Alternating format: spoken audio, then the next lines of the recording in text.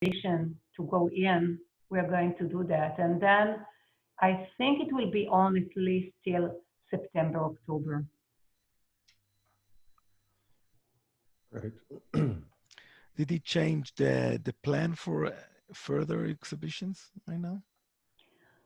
We didn't change the plan, but we postponed everything for sure. We were supposed to dismantle this exhibition actually a week ago and then start a new one just next week. So everything is going to be postponed. And maybe, I don't know, maybe new ideas would come. I would love to do something still in this exhibition and maybe bring some new stuff into it during the time of the exhibition, but I'm not sure we'll be able to do that. Just new projects into the exhibition. We'll have to see if everybody stays with us, but still, it will be nice to have new projects during the previous months. No, not previous months, the months that would come. So we'll see. Ezra, if you have ideas about new projects, we would love to hear. Sure. Well, Ezra, are you still okay to talk about your face shield project a little bit? Yeah, but maybe after we start the sessions, okay? Sure. So we are about to start in now. I think we have already 125 people, and all the time great. coming. But I think it's important to start on time because it's very, very late on the two sides of the globes. And we have here participants in the show, the state of extremes that really coming from one side of the west coast of the US and Tokyo. This is like the furthest place on the globe that you can imagine. So we start this now, where the first session will actually start with talking with the curators of the show, The State of Extreme. And rarely it happened that, mainly it happened that exhibition respond to things that happening. So curators are collecting things that going on in the world, trends, whims, sometimes their own thoughts. And it happens also to people who create things, that they do what they do and they think they know the context of what they think. And then what happened later, what happened after, it gives a new context to what they do. So the same with creators who do things. Also curators create exhibitions, and in this case, both Maya, Eric, and Anita is one of those people who really, I don't want to say prophesied or predicted, because you didn't, but you really hinted a kind of a tone inside the dent in the universe that really predicted this state of extreme that we are now. And what I wanted to ask you, what was your state of mind, if I can call the state of mind, in preparing this? What was in your mind? Why did you chose this title? What you had in mind in this show? If I go back to history when it started. Okay, I think I will start with that question. First of all, I want to thank you, Ezra, for really pushing the idea forward of having this meeting. It all started with you, so thank you.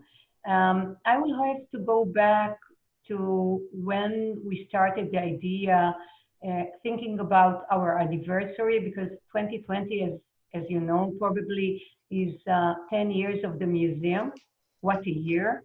And so we decided to do an exhibition that pays tribute to the first exhibition that opened the museum, and which was called The State of Things. And I decided to invite Eric Chan, that was one of the curators of the first exhibition, to lead the curatorial team of the new exhibition. And we started with the idea of the state of things. Soon I'll show you some pictures of that. And the state of things, and when we started the idea, we decided to bring a group of people, designers and writers, to talk about current issues in design.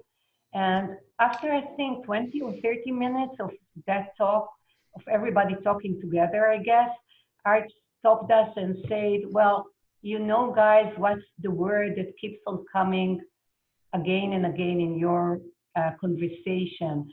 And it is extreme. And the minute he said that, I knew that we have a starting point for this exhibition. And actually, I've never had the opportunity to ask you, Arik, if you came with that idea of extreme from home, from Shanghai or wherever you came from, or you just heard it around the table and thought it's a good idea as a starting point for the exhibition? Yeah, you know, I don't really remember. I just remember, you know, we had first started talking about the show, this show, as State of Things 2.0, right? As our kind of TBD title, and you know, it was clear.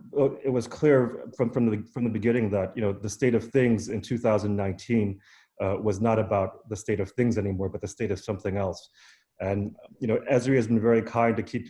He keeps sort of referring to the show as being prophetic, but obviously, as he said, it's not us being, you know, prophetic. It's really like designers who have been the prophets, and as design practice has shifted from objects and things to exploring broader issues in recent years, and these are images of the first show from 10 years ago. State that's what I'm showing here.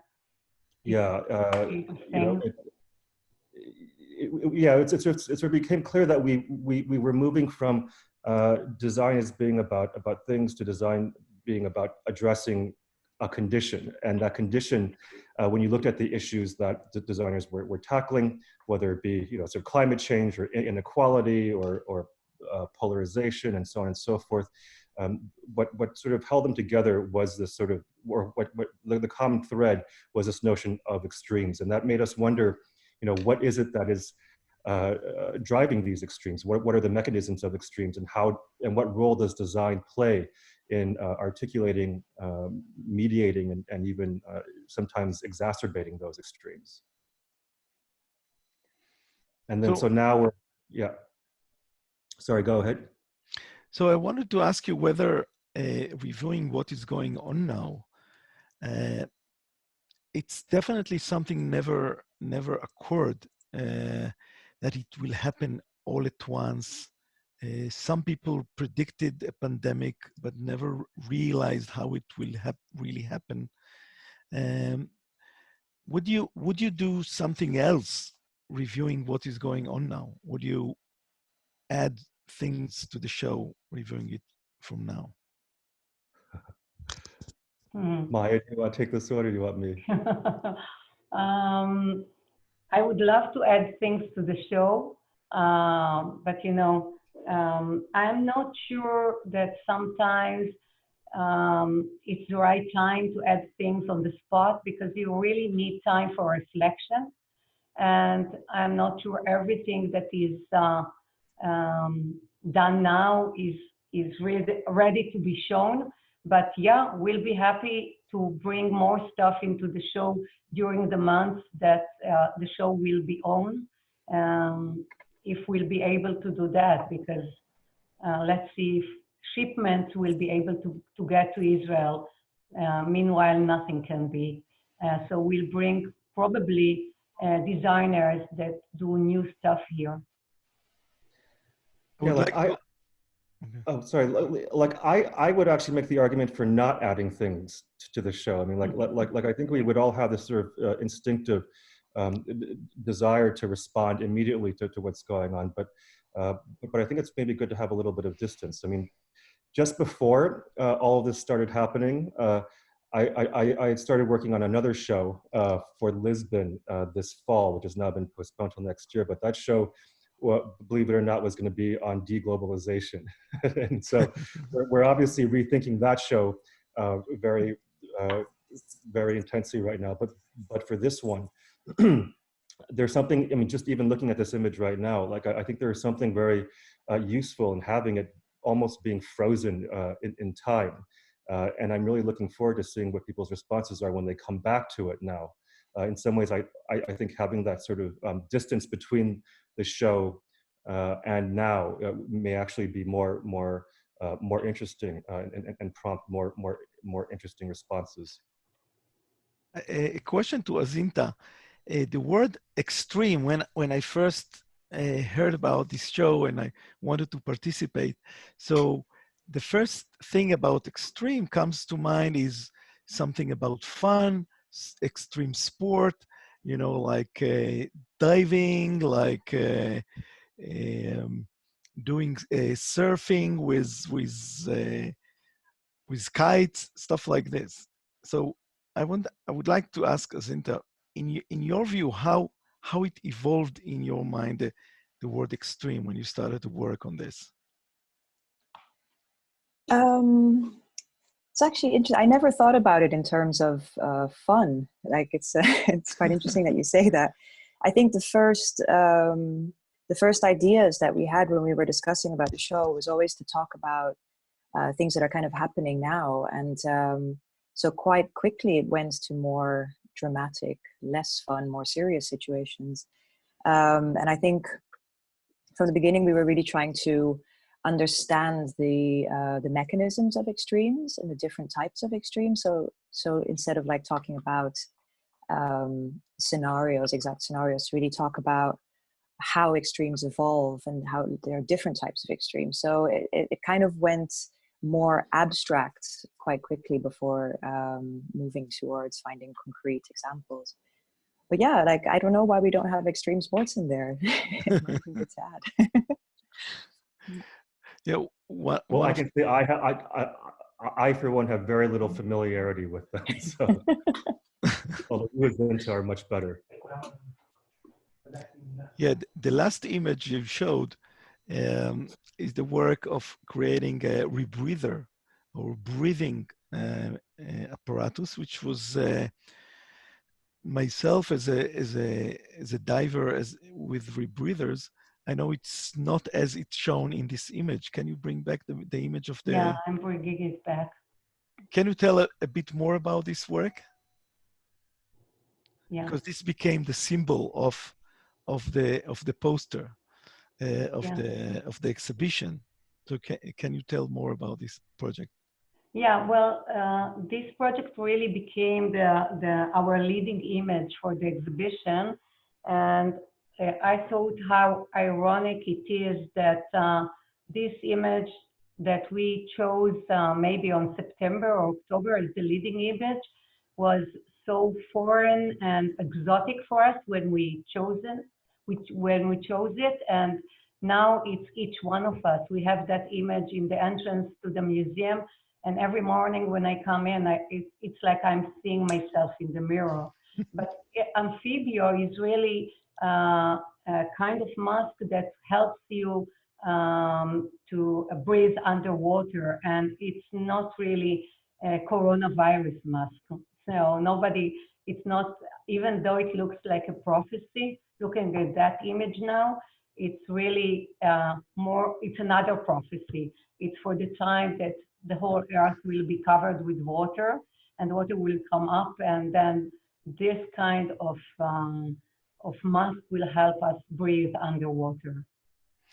Yeah, so I want to use this example by the fact that, again, I'm a professional diver, so I use equipment that is rebreathing in the water, under the water.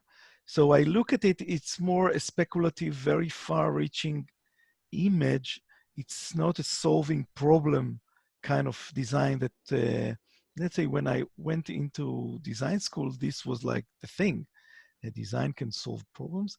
And then more and more design moved into the idea of commenting or speculating on quite as far as you can speculate on what is going on in the world. And it's also went closer into the function of art being a symbolic attitude to it. So I wanted to ask you about this thing, because a large part of the exhibition is commenting on things. For example, if I see the corals that we printed, so there was the idea that, for example, one of the people in the show showed I don't remember the name, but show a Pantone color of coral bleaching. So it's more commenting on reality rather than suggesting something to solve reality. Do you think that something will change right now in the course of design because of the state of extreme we are in?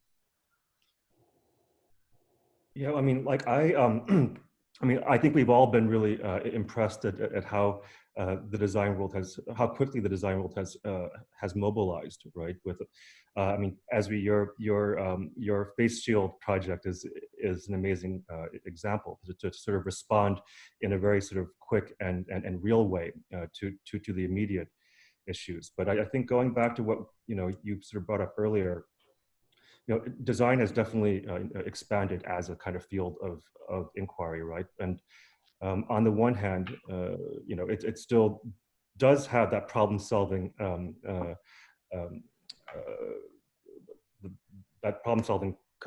capacity that we all know so well.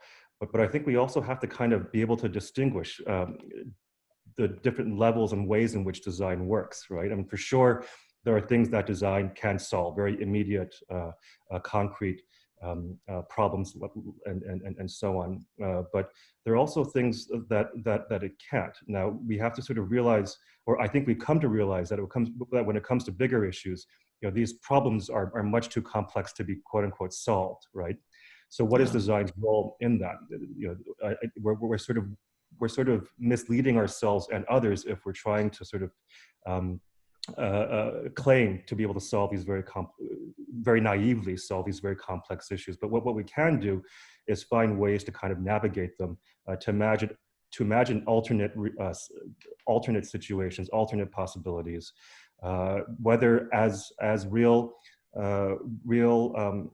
goals and aims, or as cautionary tales even. Design is as much about doing as it is about thinking and seeing what it is that we can learn from that thinking,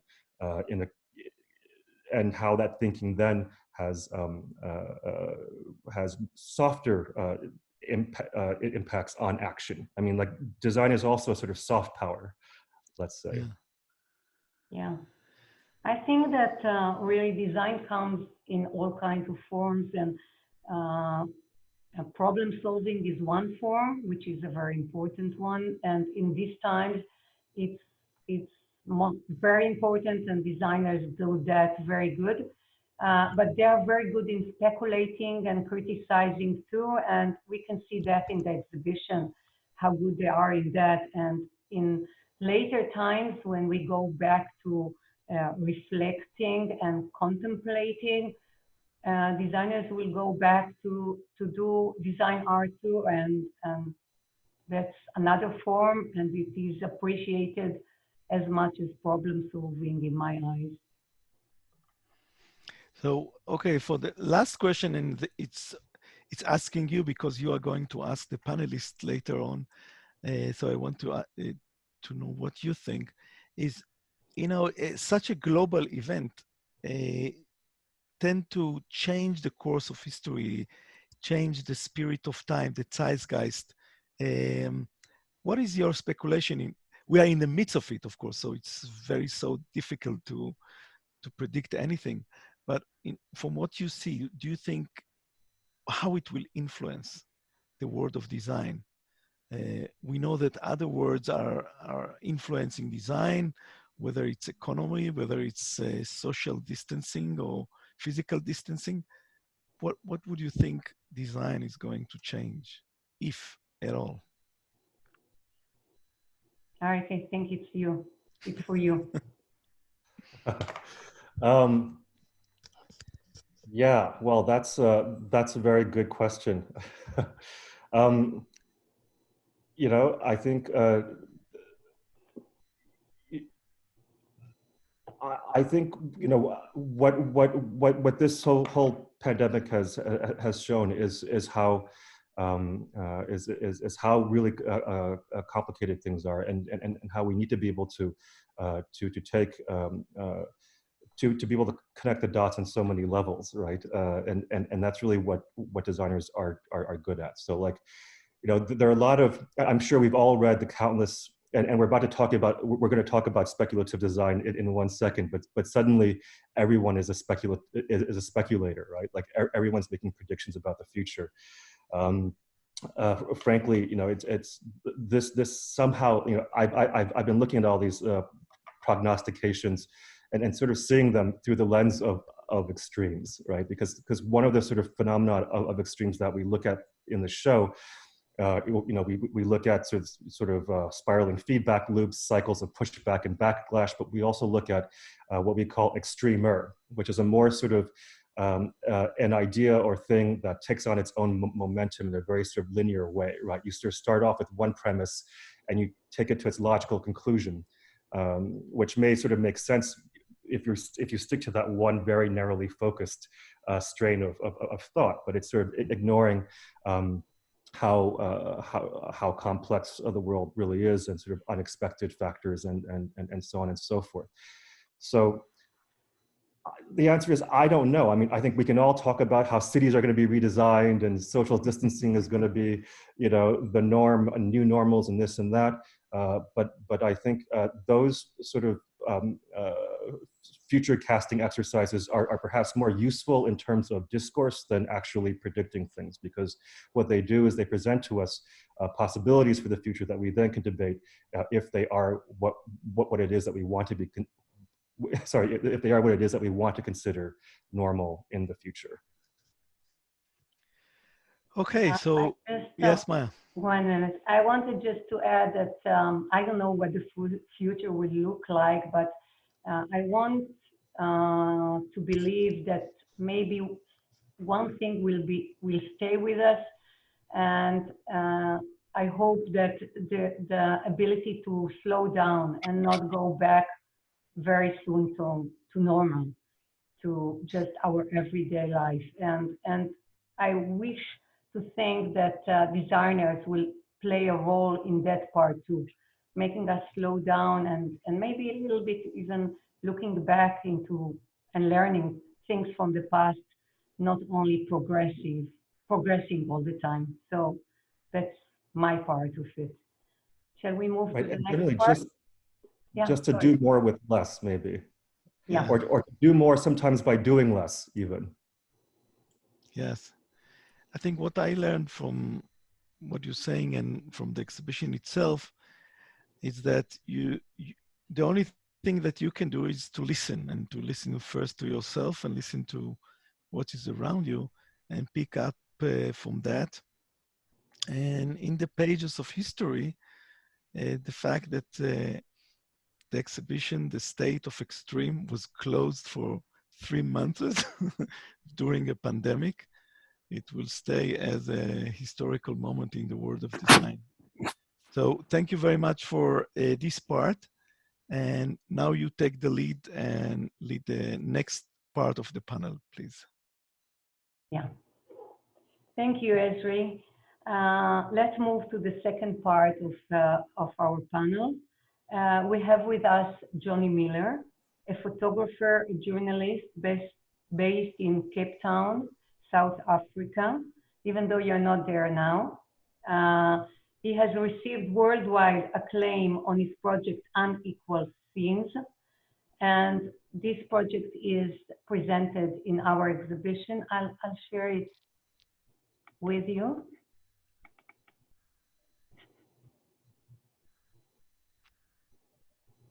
Johnny Miller, and this is the project. Sputniko is the nickname. Wait, Maya, I think that's still the aqua lung. The what? I think we missed Johnny's. There it is. Great. Okay, sorry. So that's Johnny Miller's unequal yeah, sorry, I went too fast.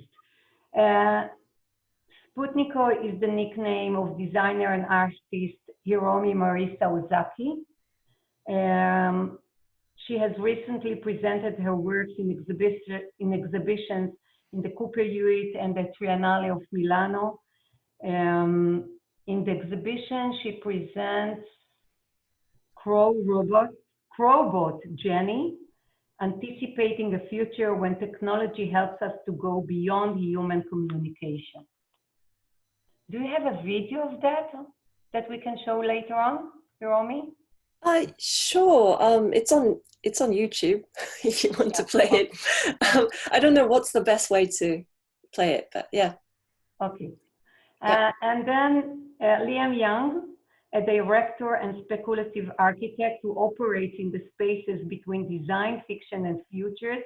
He has been acclaimed in both mainstream and architectural media, and his work has been collected by institutions like the Metropolitan and the Victoria and Albert. In our exhibition, he shows a video. Here is the video set in speculative future, which follows the escapades of a group of underground youth in Chinese-owned and controlled Detroit economic zone. So thank you all for coming and participating in this meeting. I just wanted to say that we are all in very different, totally different time zones. Liam, you are based in LA, and it's 8 o'clock in the morning. I know because we have the table of times that Eric prepared for us, so I can see each one of you where you are and what time you're sharing. Johnny, you are in Detroit, and it's 11 o'clock in the morning. Hiromi in Tokyo, midnight, over midnight now. And Eric, you're in Shanghai. What time is it there? 11:30, just an hour before Hiromi. Yeah, and we are in Israel it's 6:30 almost. So Eric, do you want to start? Yeah, well, I mean, first of all, again, thanks to all of you for doing this. And I mean, maybe we can just sort of, I guess, use some of the questions that Esri brought up as a starting point. I mean, you know, certainly you've all had various responses to what's happened in recent months.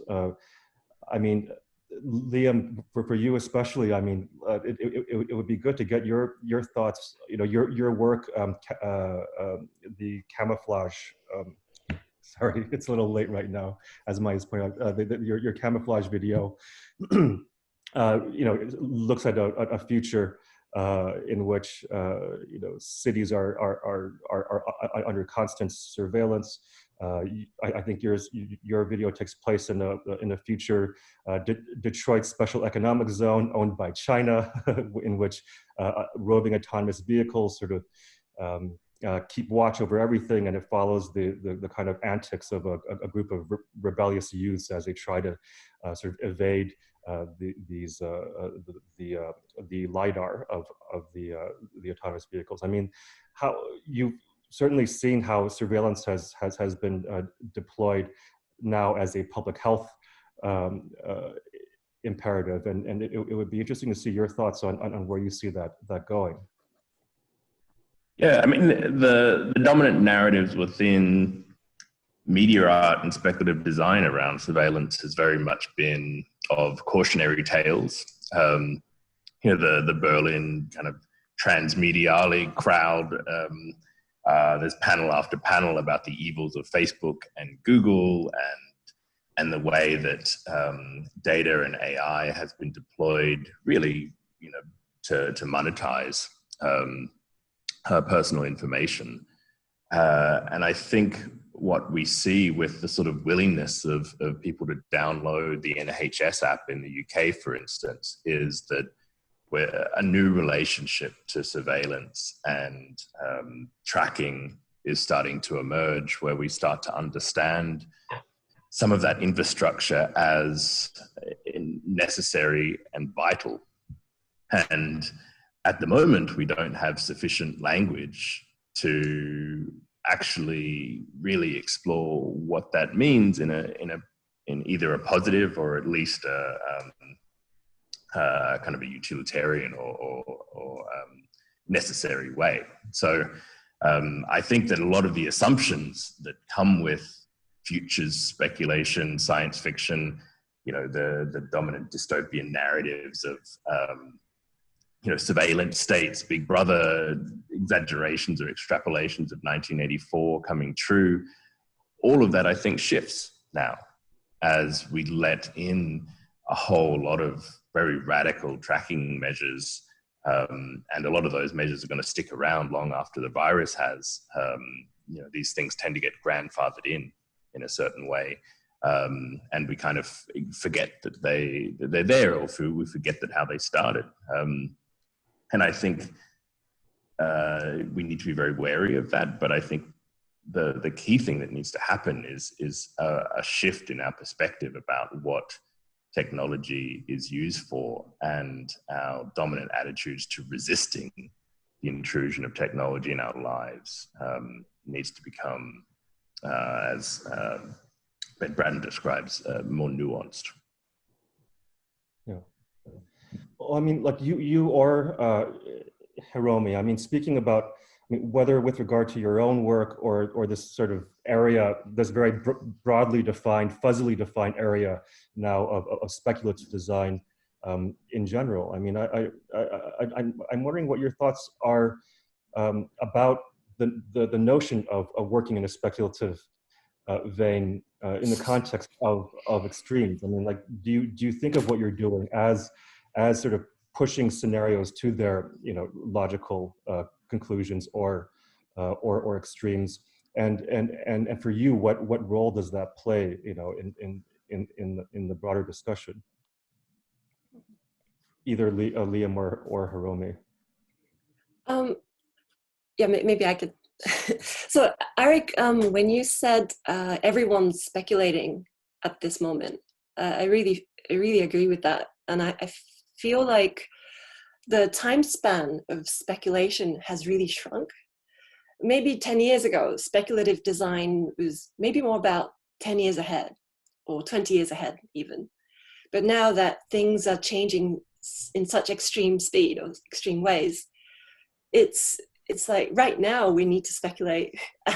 So the designs that, you know, speculative design is often compared with design for solving problems, right? Like, oh, we used to think design is only for solving problems, but now designers could ask questions.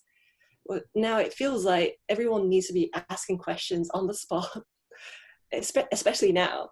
So that boundary is really blurring, I feel, to me. I don't know what you feel about that, like Liam.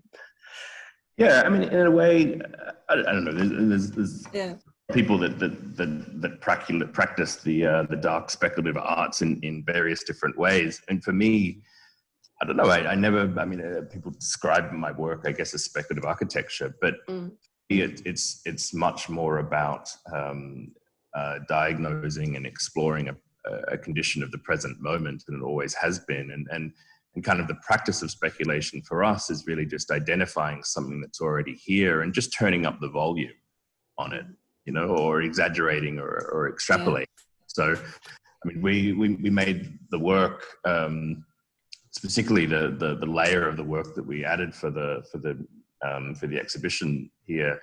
We were making that concurrently with the protests that we saw happening in Hong Kong, where massive facial recognition and body tracking was being deployed to identify protesters. And through that process, I mean, there's obviously been a lot of work done around surveillance and facial recognition.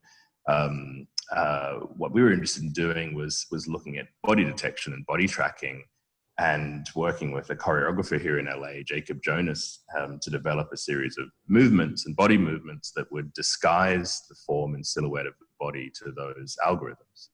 And as we were doing that, of course, masks, the wearing of masks was banned in Hong Kong by the protesters, because obviously that messed with facial recognition. But then the wearing of masks was mandated as being essential. So those same body detection algorithms that were detecting people based on the way that they move, their gait, which is in many ways almost as individual as the contours of your face, became a very dominant form of surveillance. So the work that we were actually doing and trying to reveal just the total inadequacies or the biases within those surveillance systems was actually a work of current affairs. It wasn't a work of speculation anymore. And I think that's when speculation is at its sharpest, when it's no longer predicting or anticipating a future and sitting around waiting and discussing whether or not it will come true. But it's work that actually is really just about reframing a way of understanding the moment that we're in. Yeah, like when I saw the BBC News about robot dogs patrolling in Singapore, did you see it? Yeah. These robot dogs are walking around Singaporean parks to patrol people. I thought, like, is that real? You know, could be one of the projects in the exhibition. So, yeah. Yeah, I mean, and you have, I mean, right now there's an absolute proliferation of speculative design in news media, like stories that, you know, we don't know whether they're true or not, like things like dolphins moving back into the Venetian canals, or sighting of certainly is not true. Like, Yeah, one of my Yes. favorites was that village in India that people woke up in the morning and so they are surrounded by mountains they haven't seen for 30 years. So it's like something is changing for the good also, not only for the bad. Yeah, but these stories are straight out of the playbook of speculative design in many ways. You know, the world without us, what happens when nature kind of comes back in, and wilderness, you know, our cities get rewilded.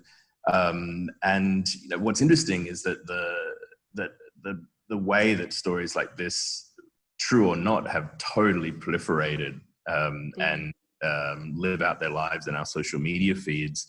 And in a way, the fictional story finds just as much traction, if not more, as the factual story. And we're in, of course, now this, especially me here in America, we're in this quasi kind of weird post-truth landscape when in many ways it's just the best fiction that wins. And we're seeing that with the take-up of a lot of these kind of obviously fake stories.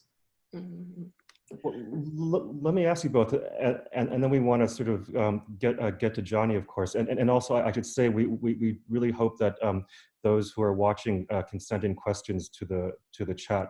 But you know, to what extent do you think a lot of let's say science fiction, to what extent do you think science fiction becomes self-fulfilling, or self-fulfilling? Those prophecies become self-fulfilling prophecies, you know, because you think about all the things that are sort of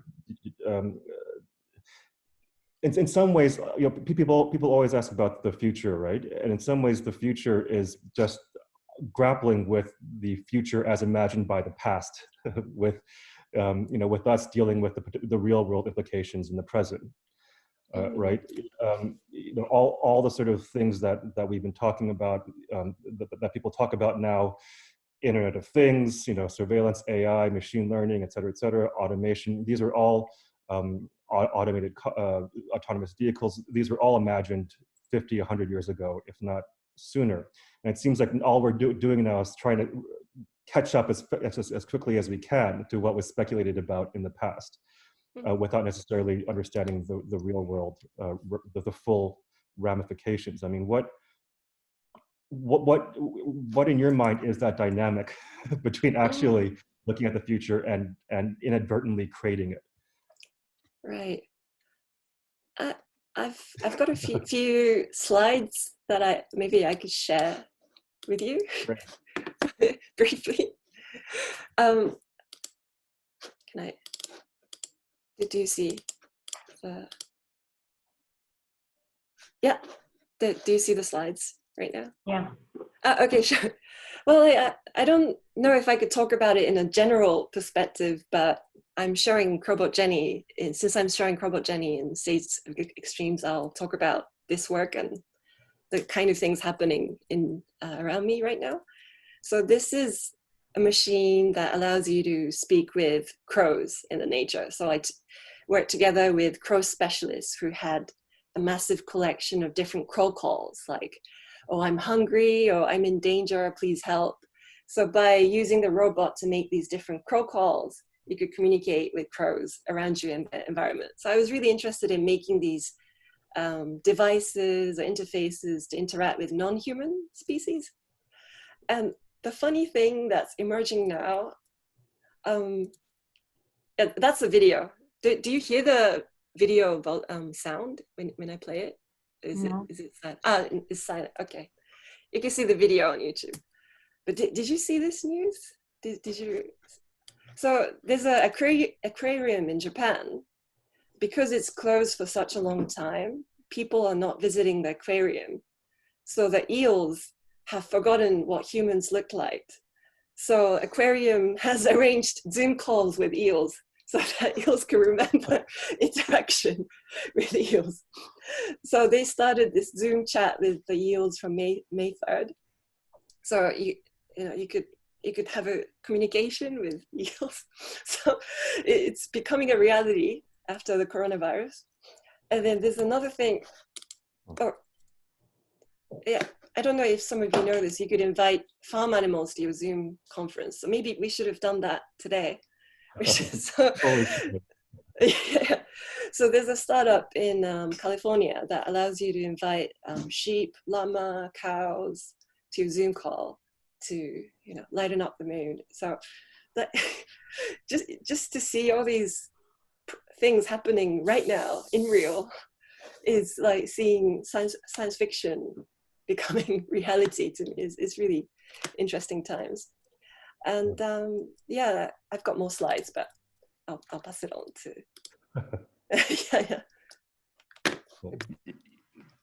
yeah, I mean, it's interesting, Eric, that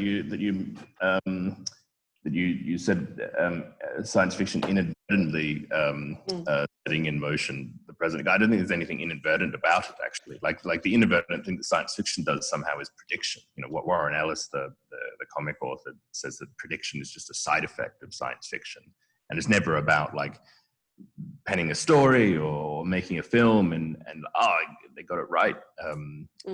Actually, it's really about enacting a present, like setting in motion a vision for what could be, and then for an audience of that vision to kind of either buy into it and look at the steps involved in setting it in motion, or running away from it screaming and looking at the steps involved in preventing that thing from happening. And we see that in all aspects of life. Particularly we see it right now with the insidious billionaires that are kind of defining and setting the agenda for the world. They're just literally running the science fiction playbook, as Elon Musk kind of imagines recolonizing Mars, or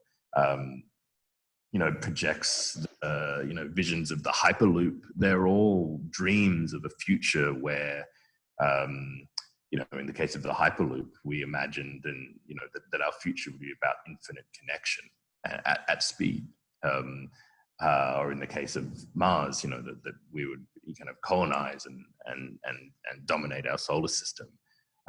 Right now, we see that all of those dreams of science fiction, like I said, the dream of, not the dream, but the cautionary tale of total surveillance, the dream of global connection, the dream of radical efficiencies and speed, are all being tested, and in many ways need to now be totally reevaluated.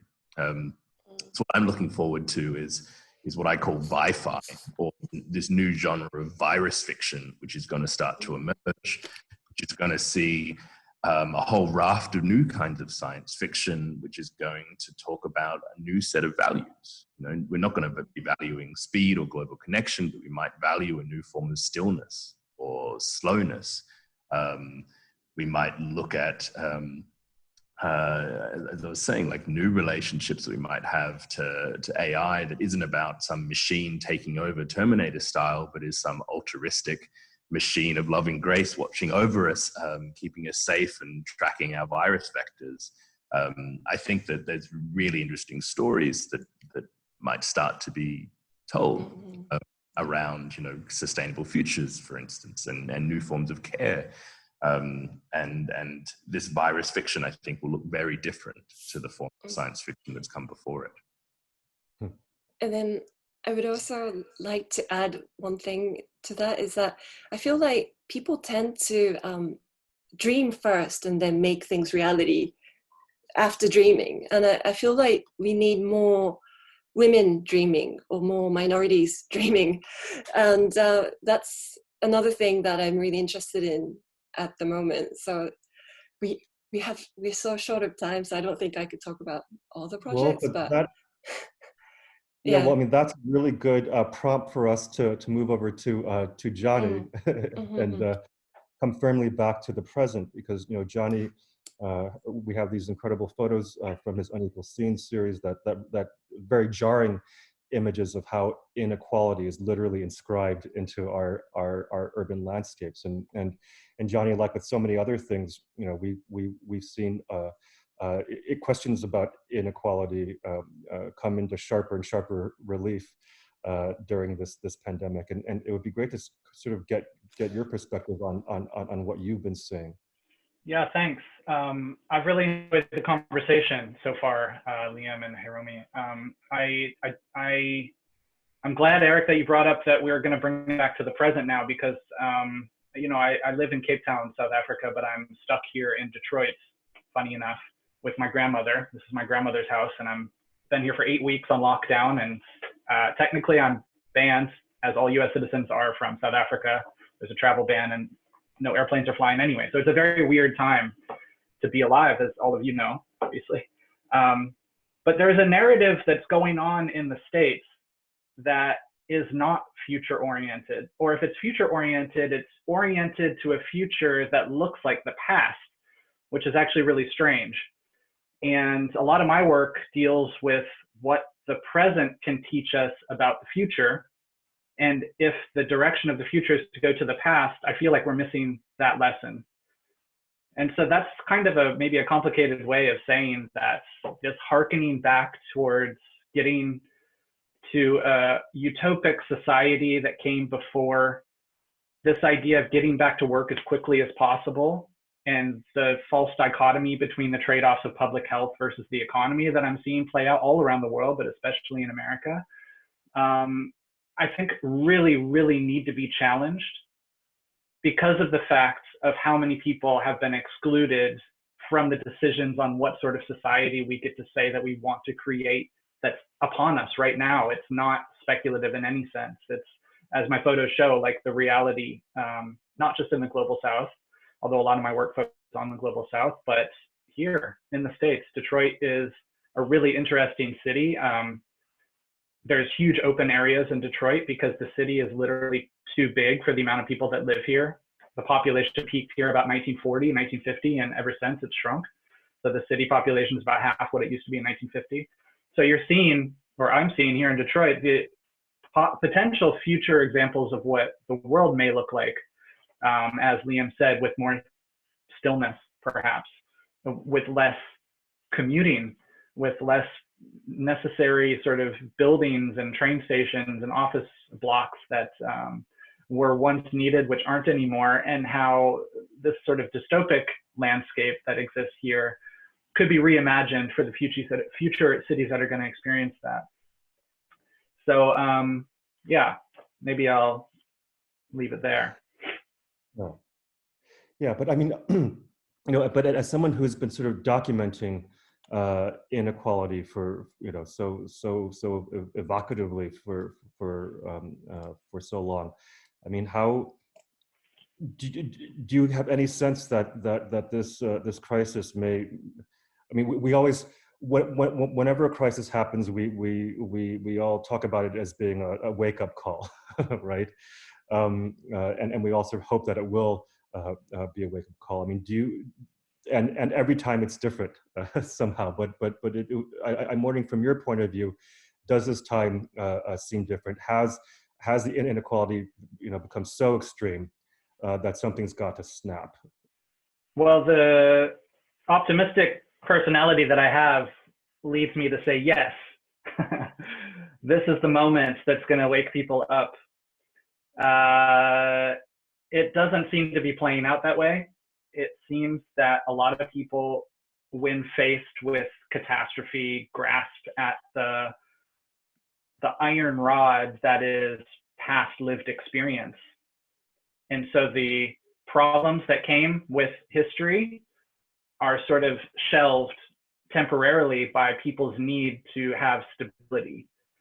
And I am working very hard right now because I think this is a crucial moment and a critical moment when we're all stuck inside, where there's a lot of eyeballs and brain power directed towards these types of Zoom calls and online transmissions of information, to really write, to push out the ideas that my images are sort of a visual manifestation of, that we don't need to go back to what was before. And even though that might feel comforting, it didn't work. And we're setting ourselves up for failure as we move forward if we continue down that path. So, the previous speakers spoke a little bit about, a lot of people are speculating about the future now. It seems to be a cottage industry amongst every sort of two-bit intellectuals to talk about the coming future of work and automation and AI, and throwing out these like 25-cent words. It's worth noting, though, that I believe the virus is actually a gift, because it's sped up that process, which is inevitable and will happen within a generation or so. We're going to lose hundreds of thousands, if not millions, of jobs in this country, in America specifically, to automation and AI. And we're temporarily speeding that up. We're going to get through the pandemic, no problem. We're going to sail through this. A year from now, we're going to look back on it. Everything's going to be relatively normal. This is my opinion now. There's going to be changes, but it's not going to be a complete game changer. But right now, what we have the ability to do is to look into the future where there will be significant changes, not just from coming automation and AI, but climate change, a variety of like sort of existential issues that we're going to face in the next generation to 2 to 3 generations out, and what sorts of real practical possibilities we can implement now to stave that off. So I'm not going to go down to the rabbit hole of like my work as an activist as much as an artist, but there are real tax policies. There are real implications of consumerism and consumption, and there are real implications of how we choose to live our lives as individuals that matter, that can create a more equitable world for everyone. And I think what this pandemic has very clearly shown is that all of us are tied together in an interconnected way. So if you thought that the people living in the townships in South Africa in a shack that don't look like you or eat the same food or have the same color skin as you don't matter because you can just wall yourself off and sort of do your own thing, doesn't matter. This pandemic is showing that's not true. That's never been true, but this is really shining a light on the fact that we're all interconnected in society. And reimagining the future societies are going to have to take that into consideration. It's not really a moral question. I often find that people fall down when they try to explain why inequality is a bad thing, because they try to answer it with a moral answer. I think that as communicators, we need to start thinking a lot more sharply about how we explain this in practical terms: dollars, cents, healthcare, politics, votes. Yeah, I mean, so like Hiromi, you had started to talk about how we need different people, from different backgrounds to be speculating the future in order to create the future, or a future that is, this wasn't your word, but I guess the word we could use is more inclusive, let's say. I think you started to elaborate on that a little bit before I cut you off, but I think Johnny is bringing this up as well. So like, how do we do that? Right. Yeah. Like I feel that we need more diverse people dreaming the future, or talking about the future, or designing the future, because or else it's always the capitalists, the majority. they design the world in the way they want. Automation or inequality is often ignored. And one topic that I've always been looking at is actually gender and technology. And can I just share slides again? Oops. So when the whole pandemic happened, I was in the middle of launching an egg freezing bank in Japan. Actually, I was talking to Eric a few months ago about my plans to work in the reproductive field. And this is because I'm half Japanese and I grew up in Japan, and Asia has this problem of patriarchal society not really allowing women to have reproductive freedom. So for example, in China, egg freezing is banned. It's also banned in Singapore. And miraculously, you could do it in Japan for some reason. But there's still very many issues surrounding technology and women. And actually, when the coronavirus happened, the egg freezing demand has risen up in Japan, actually. So there are more people wanting to freeze their eggs. So when everything happened, we were really anxious that maybe this is not going to take off. But I think more people are worried about getting pregnant at this moment. So they're choosing to freeze their eggs. So this is like an interesting thing that's happening. But yeah, that's me talking on Japanese magazine about egg freezing. Do you see the phrase that the model is saying? She's saying she's going to recommend her daughter to freeze her eggs in her university years. So that's, yeah, that's my interest right now. But I always feel that because there's not enough people dreaming, not enough women dreaming, these innovation technology is not really realized or not really spread in society enough. So, yeah. Can I jump in quickly?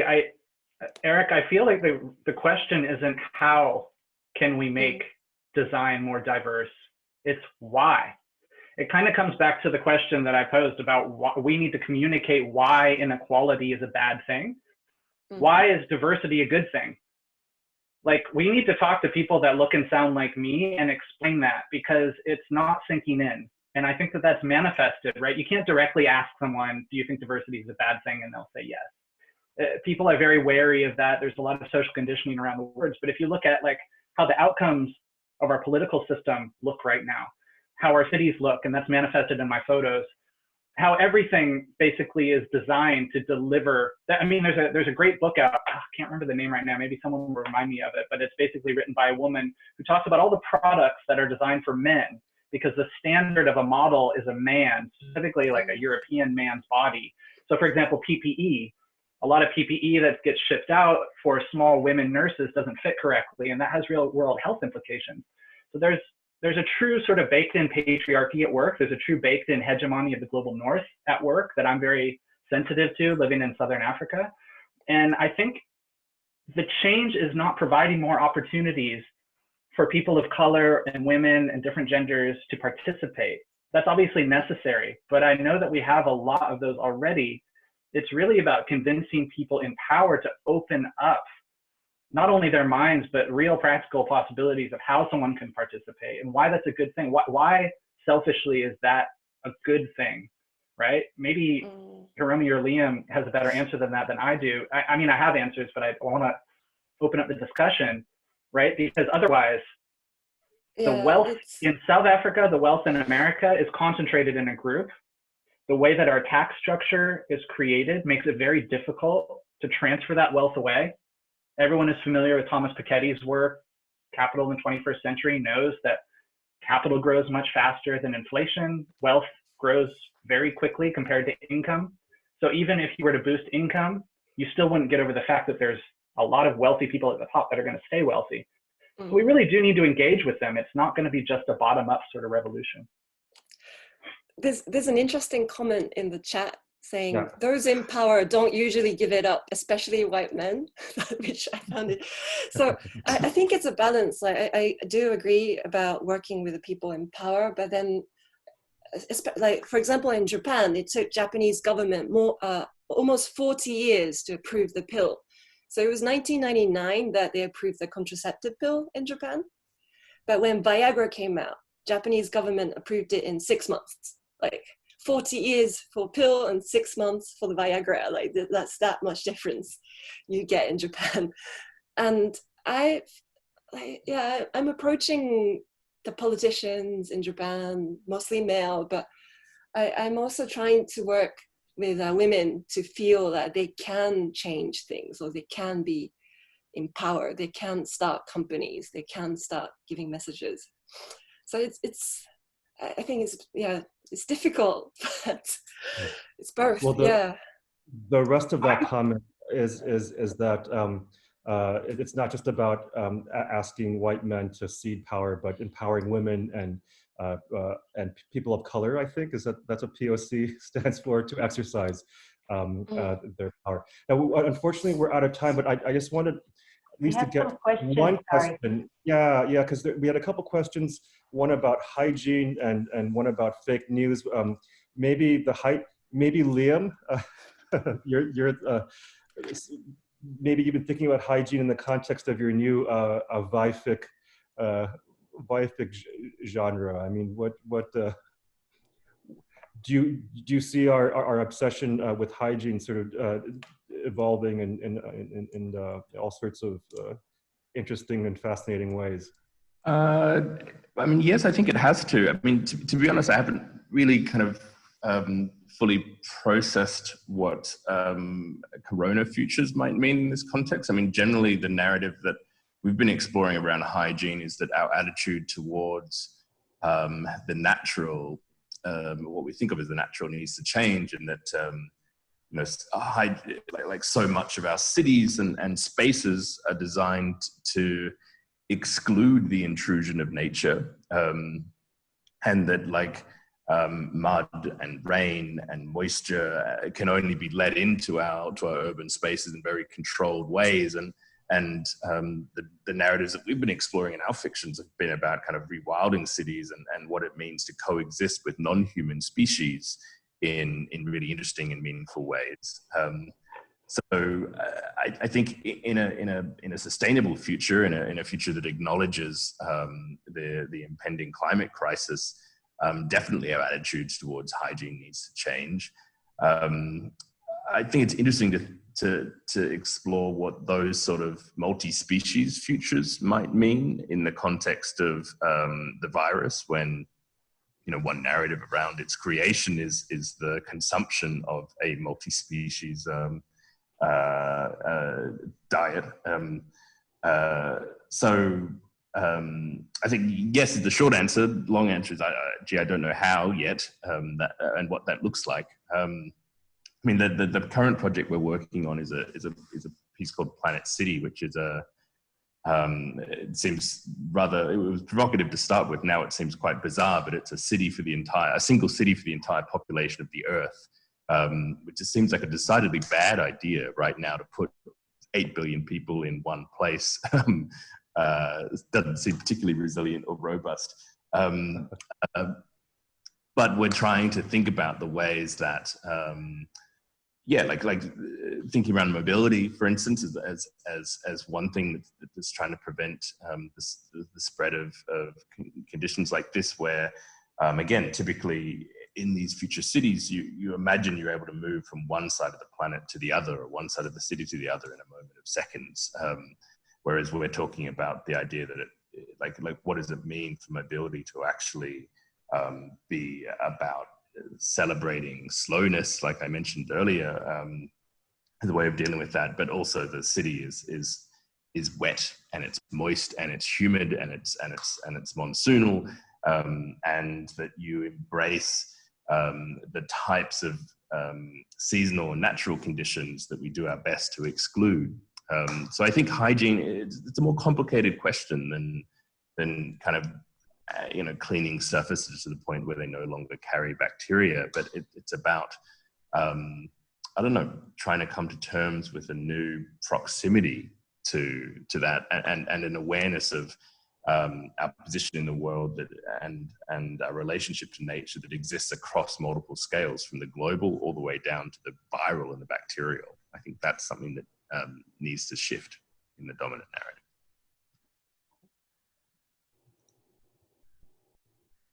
Great. Maya, did you want to say something, or? Shall we take another question, or shall we close the meeting? What do you say? I didn't read the questions. What do you say, Arik? Well, the other question is on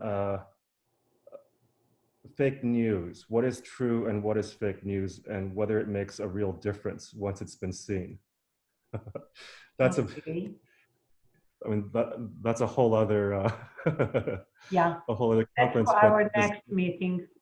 I just wanted to say that, well, to thank you all for really participating in the meeting, and to say that we are postponing we are expanding the exhibition for a few more months. And I know you didn't see the exhibitions, Liam, Johnny, and Hiromi. You didn't have the opportunity to come to Israel and see it, so I hope you'll have the opportunity to come and see the exhibition in which you take part in. And I just wonder really how visitors, when they come back to see the exhibition, what their feelings will be, because it's so relevant. It's more relevant than we expected at this exhibition, but I wonder what the state of mind will be when everybody is back to normal. So thank you. And thank you, Arik and Ezri. We didn't see Ezri's project, but if we have a few minutes, Ezri? Yeah, I can. Yeah, please, and then we can conclude with that. Great. Okay, so this is what I showed in the exhibition. It's about corals, and actually, this is not going to end. So the problems of coral bleaching around the world is not going to end. It's only starting. So I will start with something I've done in 2005 for the MoMA show, Safe Design Takes on Risk. If I go back 15 years ago, it was about shielding the face with integrated into fashion, and how fashion will integrate safety into it. And then when the crisis started, I find a gap between this protection that we have in Israel against some military threats around us, and the fact that the people in the hospital doesn't have the sufficient protection. So we iterated very fast. We created a kind of a manifold that on the forehand, we simulated the airflow, so it will not only hold the plastic shield, the transparent shield, but also flow air through this mask. And you can see here, we simulated this in a lab, so we can see that it works well and doesn't have turbulences. And then we created few prototypes. This is the first one, just having this curtain of air through the mask. And then we also created another hood that you can protect the full gear of it. So it can find out that it can encapsulate the air inside this hood through the filter and the blower. And we immediately went into hospitals. You see a few hospitals that tested this, really liked it and worked with it. This was in the late of March. Actually, a few days after we started the project, we had a prototype. And this is another pictures from the Rambam Corona Wing. And I will skip this video because. Sorry, like Ezri, did you explain that these pumps are everywhere in Israel because of the no, gas yeah, mask? But you're right. Yeah, the green. That's important for those of us. That's important. We based everything on this blower. That is, we have almost 1 million blowers like this in a storage for a day of chemical attack on Israel, you know, maybe Syria or Iraq or wherever, whoever have chemical weapons against Israel can throw it, and then we have protection for every citizen in Israel. But for the young people, we have these blowers to protect them because anatomically they cannot fit to the face of young people from the age of 0 to the age of 18. So we use blowers to overcome these sizes. So you see, we used of different extremes. Yeah. Completely different extremes. Yeah. We use these printers. We just got 2 months before. It's the HP printer who can print really fast in powder.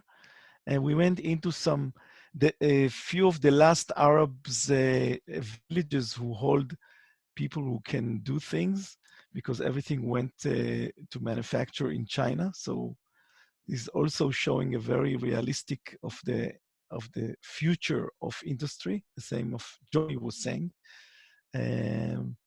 And then we delivered a few of them. So we had like 30 that was delivered to hospitals, even to one hospital in New Jersey who heard about this. And you can see here the head of the department of Corona is trying this on his body in New Jersey, where they had almost 5,000 people died from Corona at these times.